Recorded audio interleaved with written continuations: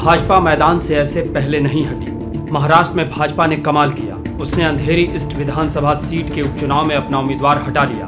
अपने उम्मीदवार मुर्जी पटेल का नामांकन वापस कराने के बाद भाजपा की ओर से कहा गया है कि यह महाराष्ट्र की राजनीति की परंपरा के अनुकूल है। यही बात महाराष्ट्र नवनिर्माण सेना के राज ठाकरे ने कही। शिवसेना के एकनाथ शिंदे गुट के नेता प्रताप सरनाईक ने भी यही बात कही और एनसीपी के नेताओं ने भी इसे दोहराया। सवाल है, क्या सचमुच महाराष्ट्र में यह परंपरा है कि किसी विधायक या सांसद के निधन के बाद उसके परिवार के सदस्यों के खिलाफ उम्मीदवार नहीं दिया जाता है?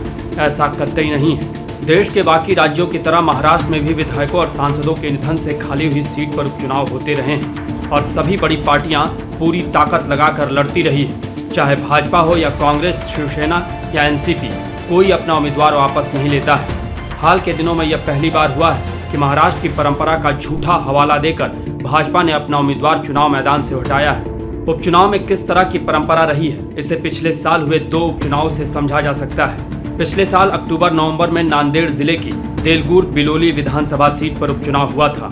इस उपचुनाव की जरूरत इसलिए पड़ी थी क्योंकि कांग्रेस के विधायक राव साहब अंतापुरकर का दुखद निधन कोरोना की वजह से हो गया था। कांग्रेस, शिवसेना और एनसीपी के गठबंधन की ओर से राव साहब अंतापुरकर के बेटे जितेश अंतापुरकर को टिकट दिया गया था, जिसके खिलाफ भाजपा ने सुभाष सबने को उम्मीदवार बनाया था। तब विपक्ष के नेता देवेंद्र फडणवीस ने खूब मेहनत करके प्रचार किया था, हालांकि उनका उम्मीदवार हार गया था। इससे पहले मई में पंढरपुर विधानसभा सीट पर उपचुनाव हुआ था। एनसीपी के विधायक भारत भलके के कोरोना से निधन के बाद यह उपचुनाव हुआ था। एनसीपी ने भारत भलके के बेटे भगीरथ भलके को उम्मीदवार बनाया था। उनके खिलाफ भाजपा ने समाधान औताड़े को उम्मीदवार बनाया और फडणवीस सहित पूरी भाजपा ने जीतोड़ मेहनत करके दिवंगत विधायक के बेटे को हरा दिया। भाजपा ही क्यों, महाराष्ट्र की दूसरी पार्टियां भी दिवंगत विधायकों या सांसदों के परिवार के सदस्यों के खिलाफ चुनाव लड़ती रही है। इसकी सबसे बड़ी मिसाल अक्टूबर 2014 में बीड लोकसभा सीट पर हुआ उपचुनाव है। केंद्रीय मंत्री गोपीनाथ मुंडे के दुखद निधन के बाद उनकी बेटी प्रीतम मुंडे इस सीट से चुनाव लड़ी थी और कांग्रेस ने अशोक राव शंकर राव पाटिल को उम्मीदवार बनाया था। इस चुनाव में प्रीतम मुंडे करीब 7 लाख वोट के रिकॉर्ड अंतर से जीती थी। दिवंगत नेताओं के परिजनों को आसानी से जीतने देने की कोई परंपरा महाराष्ट्र में नहीं रही है। भाजपा के उम्मीदवार हटाने का कारण दूसरा है। मुंबई अंधेरी में भाजपा ने क्यों मैदान छोड़ा? महाराष्ट्र में दिवंगत नेताओं के परिजनों को आसानी से चुनाव जीतने देने की कोई परंपरा नहीं रही है। तभी सवाल है कि इस नाम पर भाजपा ने क्यों अपना उम्मीदवार हटाया। भाजपा ने अंधेरी ईस्ट सीट पर उम्मीदवार उतारा था और बड़े गाजे बाजे के साथ नामांकन कराया था। इतना ही नहीं, शिवसेना के उद्धव ठाकरे गुट की उम्मीदवार ऋतुजा लटके को रोकने का भरपूर प्रयास किया था। पहले तो भाजपा ने प्रयास किया कि ऋतुजा लटके उसकी टिकट से चुनाव लड़ जाएं। जब वो इसके लिए तैयार नहीं हुई तो बीएमसी के क्लर्क पद से उनके इस्तीफे को रुकवा दिया गया।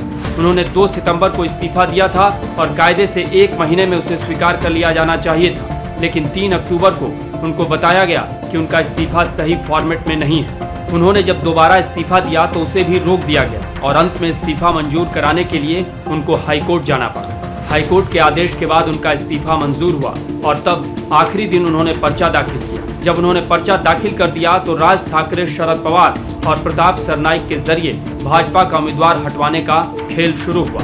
कथित महान परंपरा का हवाला देकर राज ठाकरे ने देवेंद्र फडणवीस को चिट्ठी लिखी और उसके बाद भाजपा ने उम्मीदवार हटा दिया। असल में दिवंगत विधायक रमेश लटके की पत्नी ऋतुजा लटके के उद्धव ठाकरे की पार्टी से उम्मीदवार बनने के बाद भाजपा को लग गया था कि उसका उम्मीदवार नहीं जीतेगा।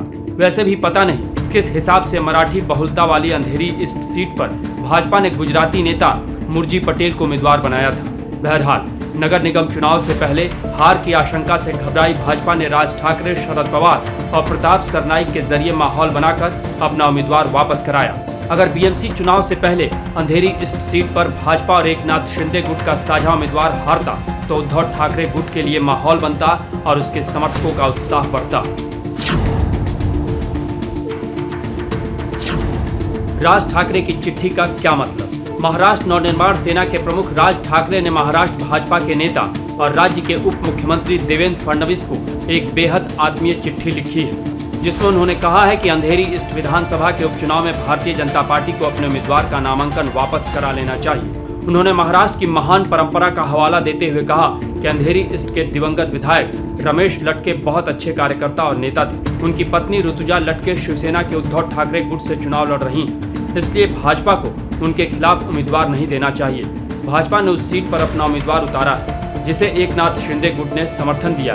राज ठाकरे ने यह चिट्ठी ऋतुजा लटके के नामांकन दाखिल करने के अगले दिन लिखी। यह कोई मामूली राजनीतिक घटनाक्रम नहीं है। जब से शिवसेना टूटी है, तब से एकनाथ शिंदे और देवेंद्र फडणवीस न जाने कितनी बार राज ठाकरे से मिल चुके हैं। उद्धव ठाकरे गुट को चुनौती देने के लिए उनको राज ठाकरे की जरूरत है। अंधेरी ईस्ट में चुनाव की घोषणा के बाद भी शिंदे और फडणवीस ने राज ठाकरे से भेंट की है। इसके बावजूद उन्होंने भाजपा को उम्मीदवार वापस लेने के लिए कहा है। इसके पीछे दो बातें हो सकती हैं। पहली बात तो यह कि भाजपा अपने को कमजोर मान रही हो और उसे लग रहा हो कि नहीं जीत पाएगी, तो उसने राज ठाकरे के जरिए यह दाव चला हो ताकि हारने के बाद यह मैसेज जाए कि भाजपा ने जीतने की कोशिश नहीं की। दूसरी संभावना यह भी हो सकती है कि राज ठाकरे को भरोसा हो कि वे ऋतुजा लटके को अपने साथ ला सकते हैं या वे शिंदे गुट में जा सकती हैं। जो हो, राज ठाकरे की चिट्ठी के बाद अंधेरी ईस्ट का चुनाव दिलचस्प हो गया है।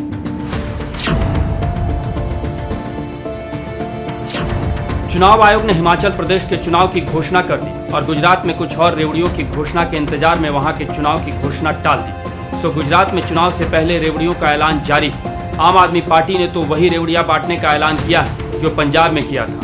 वे मुफ्त बिजली और पानी की घोषणा कर रहे हैं। साथ ही सभी वयस्क महिलाओं को हर महीने 1000 रुपये देने का भी ऐलान कर रहे हैं। संविदा कर्मियों को स्थायी करने का वादा भी उन्होंने किया है। हालांकि दिल्ली में जहां उनकी सरकार है, वहां किसी भी ठेके पर काम करने वाले की नौकरी अस्थायी नहीं हुई है। कांग्रेस ने भी किसानों की कर्ज माफी और पुरानी पेंशन योजना बहाल करने का वायदा किया है। दूसरी ओर भाजपा की ओर से प्रधानमंत्री नरेंद्र मोदी और राज्य के मुख्यमंत्री भूपेंद्र पटेल ने जिम्मा संभाला है। प्रधानमंत्री पिछले 1 महीने में 5 दिन अपने गृह प्रदेश में गुजार चुके हैं और उन्होंने हजारों करोड़ रुपए की योजनाओं का उद्घाटन व शिलान्यास किया है। लेकिन चुनाव की घोषणा नहीं होने के बाद बहुत दिलचस्प घटनाक्रम हो रहा है। कमाल की रेवड़ियां बट रही हैं। जैसे अमूल दूध बनाने वाली कंपनी ने देश में दूध के दाम 2 रुपए लीटर बढ़ाए, लेकिन गुजरात में नहीं बढ़ाया। इसके बाद राज्य सरकार ने ऐलान किया कि वह हर साल हर परिवार को रसोई गैस के 2 सिलेंडर मुफ्त देगी। इसके साथ ही राज्य सरकार ने पीएनजी और सीएनजी सस्ता करने का ऐलान भी किया है। गुजरात सरकार ने घरों में सप्लाई होने वाली गैस यानी पीएनजी की कीमत प्रति यूनिट 6 रुपए और सीएनजी 7 रुपए प्रति किलो सस्ता करने का भी ऐलान किया है। चुनाव की घोषणा में अब भी थोड़े दिन है, तब तक कुछ और रेवड़ियों की घोषणा होगी।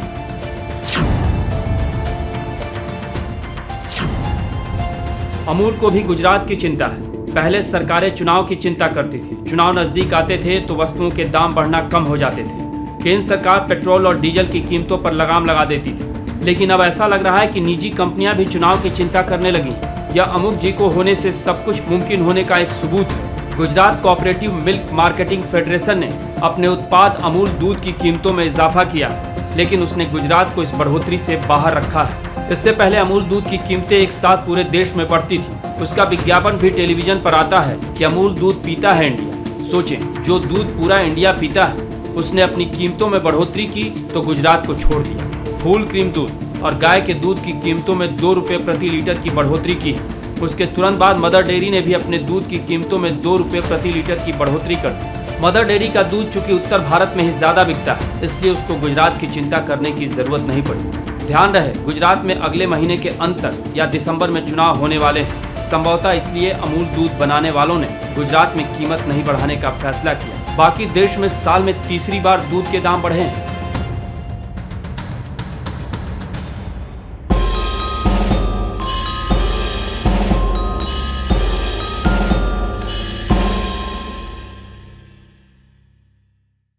Do not forget to subscribe to our channel for all the latest gossip on politics and my take on world affairs.